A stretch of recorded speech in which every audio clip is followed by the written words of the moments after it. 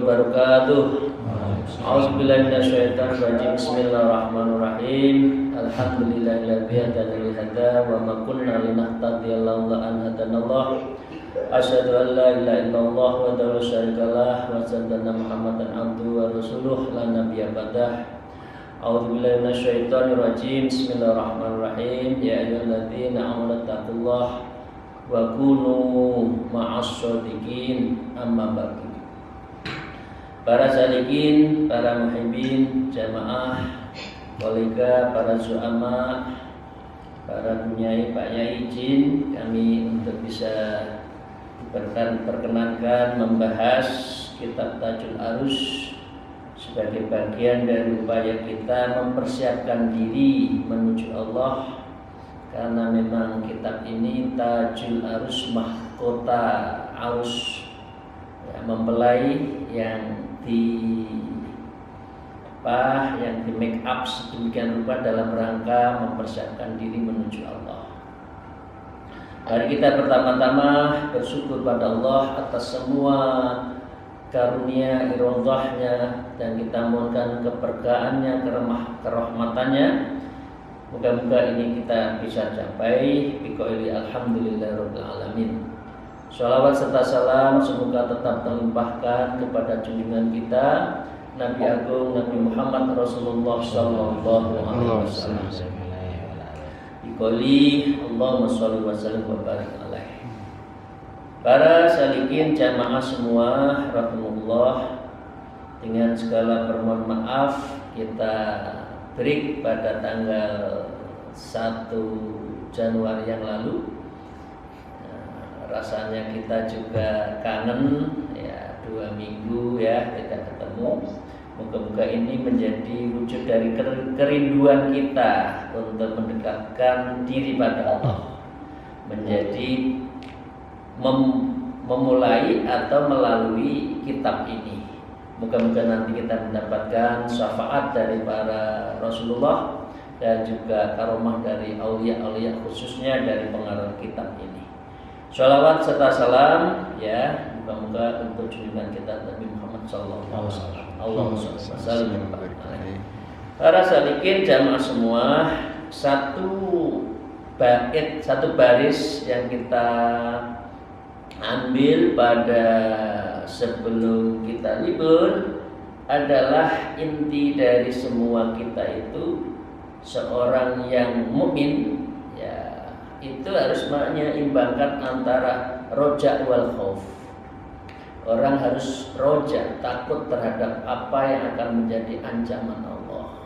Roja terhadap apa yang kita harapkan, karunia rahmat Allah yang itu menjadi penentu kita apakah kita itu masuk surga atau tidak. Itu karena rahmat, ya, bukan sesuatu kehebatan seseorang, tetapi memang betul-betul Allah menghendaki rahmatnya diberikan kepada kita, dan kita insya Allah masuk di dalam Jannatul Na'im. Yang kedua juga khauf, takut. Jadi antara takut dan khauf harus bareng-bareng. Antara rem dan gas itu harus bareng-bareng. Nggak boleh orang itu terlalu takut, orang tidak maju, atau orang itu terlalu rojak tapi tidak ada langkah untuk mempersiapkan. Nah, karena itu seorang mukmin harus seimbang antara rojak wal khauf. Nah, di akhir itu disebutkan man aradal jam'a Allah fa'alim biqiyami awamirillah. Kalau orang itu ingin arada jam'a Allah, ingin bersama Allah, ingin liqa'illah, ingin wusul, ingin tajalli bersama Allah, maka kita harus qiyam, harus berdiri menjalankan semua perintah Allah, dan kita mendekatkan diri khususnya di malam-malam hari. Karena itu ya para salikin rahimahullah. Nah, karena itu mari kita lanjutkan pada pagi hari ini.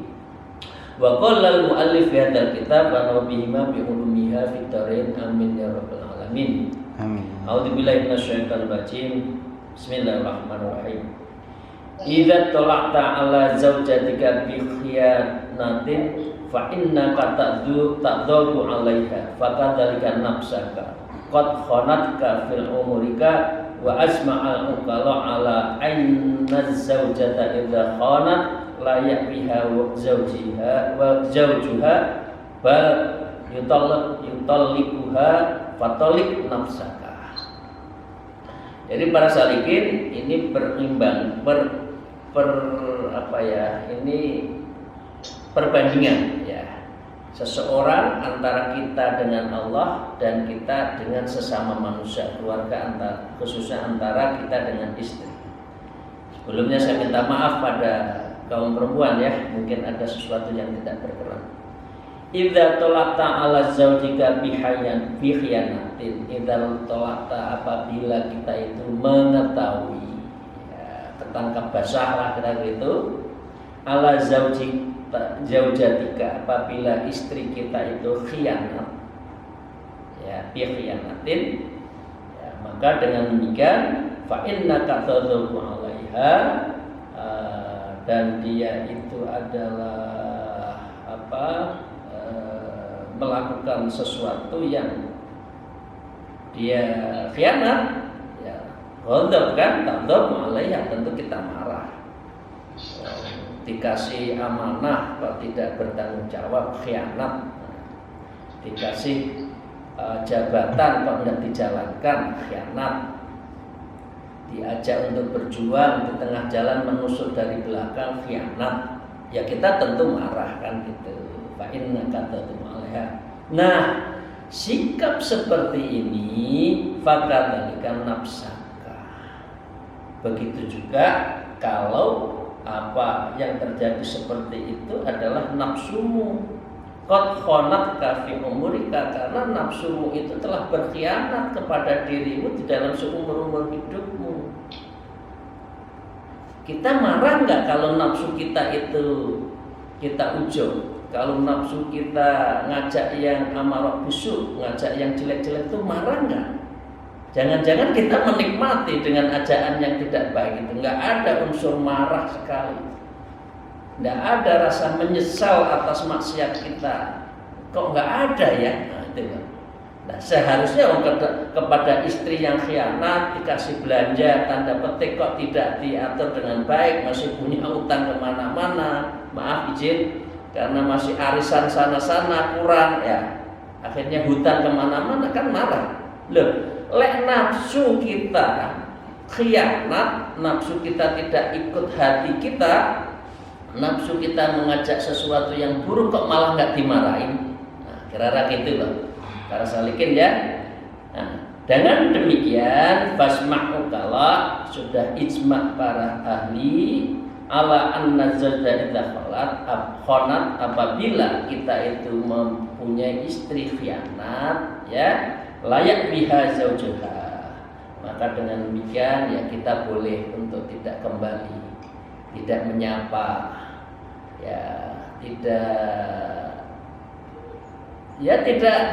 melakukan sesuatu kepada istri kita, bal yutolak biha, bahkan bisa juga untuk diceraikan. Berat ya pertanyaannya. Kalau Masya Allah ini ya, kalau yang khianat suaminya gimana ya? Tentu ini harus suami istri itu harus menjaga amanah di antara kita berdua. Hak-hak istri apa, hak suami apa. Nah, pendek kita, kalau khianat di antara dua pasangan ini suami istri itu ada peluang bisa jadi saling marah, bahkan bisa saling berpisah. Nah, fatalik nafsaka. Begitu juga nafsumu putus. Kalau nafsumu itu ngajak yang jelek, hajar. Kalau nafsumu itu ngajak sesuatu yang maksiat, pukul. Enggak, lu siapa? Kamu mengajak saya kepada yang jelek? Enggak, saya kepada Allah. Saya ikut hati. Saya ikut basiroh mata hati saya. Ya. Caranya seperti itu, fatalik nafsaka. Kepada manusia yang tidak amanah saja kita suruh putus kok. Masa urusan nafsu yang betul-betul mengajak yang jelek kita tidak putuskan? Kira-kira kan gitu, aneh. Karena nafsumu itulah yang mengajak sesuatu yang nanti itu kamu bahaya di dunia dan akhirat. Kira-kira gitu ya. Memang berat ya, nafsu ini memang selalu menggoda. Awalnya nyaman, lama-lama bahaya. Nyaman, awalnya enak, lama-lama itu penyakit. Apa saja kalau sudah diajak pada nafsu itu mengajarkan dan mengakibatkan sesuatu yang jelek. Qala al-mu'allif fi hadzal kitab wa nafdhu bihi bi ulumiyya fid darin. Su'ila Rasulullah sallallahu alaihi wasallam ma aktsara ma yudkhilan nasil jannah. Faqala alaihi salatu wasallam taqwallah wa husnul khuluq. Faqila lahu wa ma aktsara ma yudkhilun nas an-nar. Faqala alaihi salatu wasallam al-azwafani al-famu wal farj. Jadi berkaitan dengan cara untuk memutus nafsu tadi, ini berkaitan dengan apa yang menjadi hadis Rasulullah. Su'ila Rasulullah sallallahu alaihi wasallam, ketika ditanya wahai Rasulullah sallallahu alaihi wasallam, Allahumma shalli wa sallim wa barik alaihi, ma aktsara ma yudkhilun nas jannah. Apa yang bisa menyebabkan sesuatu yang majority aktsara, yang paling menentukan ma yudkhilun nas jannah, yang bisa menyebabkan manusia itu masuk surga, ya. Faqala alaihi wasallam, maka Rasulullah sallallahu alaihi wasallam itu bersabda, taqwallah wa husnul khuluq. Takwa pada Allah, dan yang kedua adalah husnul khuluq, berbudi pekerti yang baik. Wa arsalnaka rahmatan lil alamin, ya. Innama bu'istu liutammima makarimal akhlaq. Jadi kunci seseorang masuk surga itu kalau dua itu.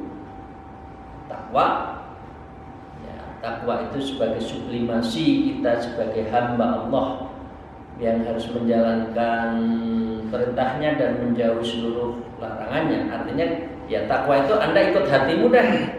Ya, jangan ikut nafsumu.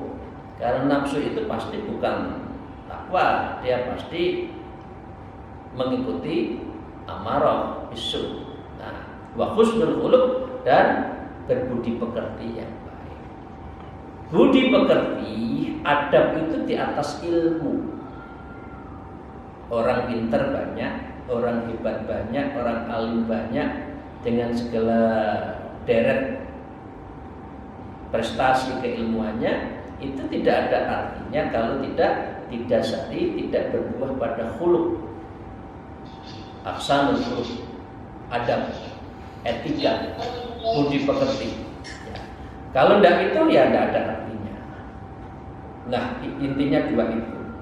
Nah, tadi nafsu itu dari mana? Nah, kira-kira fama aktsara ma yudkhulun nas annar. Apa ya Rasulullah yang bisa menyebabkan, yang menjadi penentu seseorang itu yudkhilun nas, manusia itu masuk neraka, annar, ya. Rasulullah bersabda, faqala alaihi wasallam, Rasulullah menjawab dan bersabda, yaitu al-azfani, dua pintu, dua lubang, dua sesuatu yang pintu dari segala kemungkaran. Mahwa al-famu wal farj. Yang pertama adalah mulut kita, yang kedua adalah farji kita, yaitu mulutmu harimaumu, kira-kira gitu kan. Nah, orang bisa melakukan sesuatu yang jelek karena mulut, ya, fitnah, ghibah. Orang bisa baca Quran, zikir melalui mulut. Nah, tergantung mana yang kita mau pilih, mulut kita untuk sesuatu yang baik atau yang buruk. Kalau yang baik, insya Allah itu berarti jalan menuju pada Allah. Tapi kalau yang buruk yang kita pilih, ya pekerjaan kita nyakit. Ngomongnya aja sudah nyakitin. Kadang-kala melihat orangnya aja sudah menyakitin, itu bagian dari refleksi apa yang disampaikan di dalam mulut melalui mulutnya itu. Nah, moga-moga ya para salikin kita menjaga mulut kita itu kul khairan aw liyasmut, lebih baik diam ya berkata baik atau lebih baik diam. Zikir di banyak orang nggak usah ketahuan, di hati, di fil qalb. Dengan ismudzat Allah keluar masuknya nafas kita selalu berzikir seperti itu. Al-farz juga kemaluan kita untuk siapa, ketika pakai apa, itu sesuatu yang harus kita jaga. Salikin, kalau kita insya Allah bisa menjaga itu, berarti kita sudah melawan nafsu. Karena nafsu itu biasanya berangkat dari dua pintu itu. Nafsu makan ya, dari mulut, nafsu untuk memuji mulut, nafsu untuk mencaci mulut, ya para salikin ya, itu yang menjadi bagian dari cara kita tadi apa? Fatollik nafsaka, maka putuskanlah nafsumu itu agar kita itu tidak mengikuti hawa nafsu. Saya lanjutkan, fa'aghsil qalbak bin nadami ala ma fataka minallahi azza wa jalla. Jadi dengan demikian, kalau kita katakan ada sesuatu yang salah, dosa, ada maksiat, fa'aghsil qalbak, maka dengan cara untuk ngerem, mendeterren, self deterrent itu apa? Fa'aghsil qalbak, bersihkan, basuhkan hatimu itu. Cara membasuhnya, membersihkan apa? Tiada lain hanya memperbanyak zikir. Zikir mudawam fi kulli makan halin wa waqtin. Ya, zikir itu di dalam makan tempat tertentu juga zikir, waqtin juga zikir, halin dalam situasi apapun zikir. Jangan kalau kita ada sedih, ingin naik pangkat baru zikir. Tapi kalau senang lupa, itu jangan. Nah, dengan demikian kita zikir itu harus mutawamam, melazimkan, mulazamatin, ya, fi kulli waqtin halin wal makanin, di dalam situasi apapun kita tetap zikir fil qalbi. Kalau banyak orang nggak usah, banyak orang lalu bilang Allah tiba-tiba banyak orang juga nanti nggak apa, dalam hati saja. Lah, dengan cara itu bin nadami ala mafataka. Karena kalau kita itu salah, kita harus nadam, kita harus menyesal, harus terenyuh. Ya Allah, aku tuh kok dosanya akeh ya Allah. Sedih ya Allah, nangis ya Allah di malam hari setiap saat. Jangan terbahak-bahak, sholat punya salah kok bangga ya. Ala mafataka, dari sebuah perkara yang kamu itu bisa melupakan minallah azza wa jalla. Saya kok lari-lari ya Allah sholat saya kok sholat ingat pekerjaan. Berarti saya itu tidak dalam posisi betul-betul menghadap kamu. Saya melupakan kamu ya Allah, meskipun fisik saya itu bersama engkau ya Allah, kira-kira gitu kan. Nah, caranya apa? Fa'aghsil qalbak, maka bersihkan hati bintik. Jadi itu ya para salikin rahimahullah. Saya lanjutkan para salikin. Wa qala al-mu'allif fi hadzal kitab wa nallahu bima bi ulumiyya fid darain amin ya rabbal alamin. Bismillahirrahmanirrahim. Walidu wallah fil nawahihi ala zaujatin aw zaujin aw walidin aw waladin bal kana min haqqihim ayyuqimun nawahih ala fikdanihim taqwallah min qulubihim. Nah, kul itu maka salah. Wallah ini salah. Nah, ini apa ya? Sangat jelas. Kul itu salah. Wallah yakin salah. Bentar ya, asli salah. Kira-kira kan gitulah orang Jawa Timur. Asli pakai shot salah. Apa kesalahan itu? Fin nawahi ala zaujin aw zaujin. Jadi seorang istri menangisi suaminya dan suami menangisi istrinya. Apa saja? Nangis ditinggal, nangis diajak berjuang, ditinggal nggak mau, digondel itu sing lanang digondel itu arep ceramah nggak oleh, misalkan tangis-tangisan nggak sido ceramah katakan itu salah. Nah, kata Syekh Ibnu Athaillah ya, zaujin atau sebaliknya suami istri. Awalidin, walad itu anak, kalau walid itu orang tua. Jadi anak menangisi orang tua menangisi anak. Oh itu salah. Ini menurut ilmu tasawuf ya. Bal karena min hakihim, maka sesungguhnya yang ditangisi itu yang sesungguhnya apa? Fayu au yuqimun nawahih, kamu itu betul-betul yang menangisi kalau apa? Ala fikdanihim taqwallah, kalau kita itu hilang rasa takut pada Allah, itu baru nangis. Ya, kehilangan anak ya tangisin boleh, tapi jangan geru-geru terus kaya ora tahu ono apa-apa lagi kan gitu loh. Tangisi suami lagi uji kompetensi, ya ini yang ada lagi uji kompetensi di Cawan ya, atau istrinya lagi belajar ya, uji kompetensi pembimbing haji umrah, ya diikhlaskan, tidak usah ditangisi, salah ya. Tapi yang betul ini adalah kalau anda nawaih, kalau mau itu nangis ya, ala fiktahim taqwallah, kalau kamu itu merasa hilang rasa takwanya pada Allah itu hilang ya min qulubihim, dari hatimu.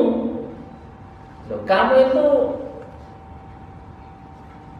nggak bertakwa pada Allah, nggak menjalankan, nggak ada ya tanda-tanda nyesel itu kok nggak ada ya. Umur 40, 50, 60 ibadahnya gitu-gitu aja kok nggak ada ya merasa nyesel ya. Allah umurku 40 umurku 50 50 segera pakai ketu. Umurku swidak loh, segera dan tindak. Ini saya tuh mau tindak, mau 63. Rasulullah kan meninggal usia 63. Loh saya tuh gini-gini kok nggak ada, masih terbahak-bahak kemana-mana ya. Nggak ada menyesal. Nah, ini kalau itu baru boleh nangis.